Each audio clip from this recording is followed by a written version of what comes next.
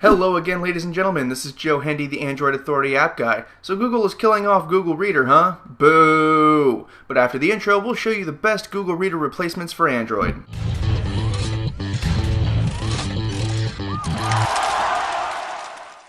First on our list is Feedly. This seems to be the one that just about everyone is going to. In fact, most reports indicate that about 500,000 people have already migrated to Feedly. They'll be replacing Google Reader with their own backend called Normandy, which is great because we at Android Authority are big fans of Mass Effect references. The app happens to work pretty well as an RSS reader too. If you swipe to open the left panel, you'll have all your categories where you can read based on the category or select individual feeds to check out. On the interface itself, you can swipe up and down to go to various pages and swipe again to mark things as read. It has a variety of views, so readers can choose whether to have a magazine layout or a list layout. In terms of Google Reader replacements, Feedly is one of the most powerful and most popular on our list. Next on our list is Google Currents. This is the replacement for Google Reader if you want to keep using strictly Google applications. It's a pretty solid reader, but it's definitely geared more towards the average consumer than anything else. So if you like to read things during your morning number twos or while waiting for an appointment, Google Currents could be up your alley.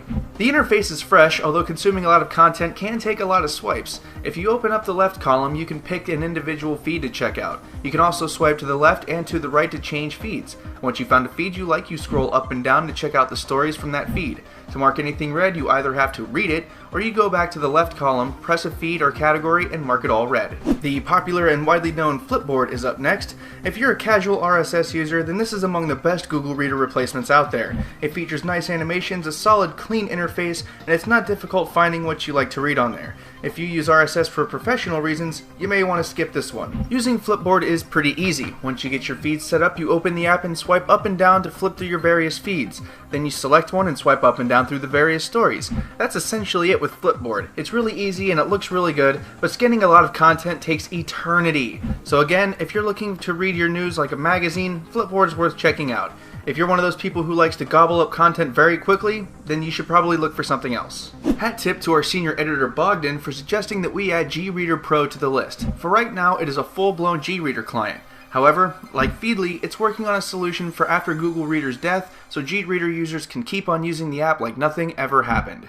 The layout is similar to that of Feedly's, except it's a lot less flashy. For the time being, you log into your Google Reader account where it'll sync your feeds.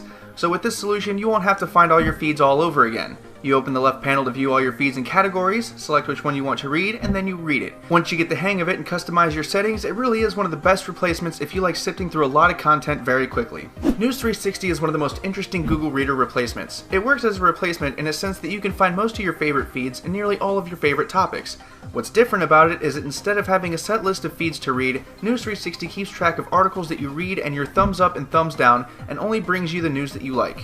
In case it isn't obvious, this is definitely more for the casual RSS reader than any professional user, but it's still a pretty nice application. Using it is much like using a less graphically dense version of Flipboard. You swipe left and right to view stories, tap to view them, and you can also like it, dislike it, share it, and save it for offline reading. It's dead simple to use and good for those casual readers who just want to find something really quick. Pro types who prefer having their feeds listed probably won't like this one very much.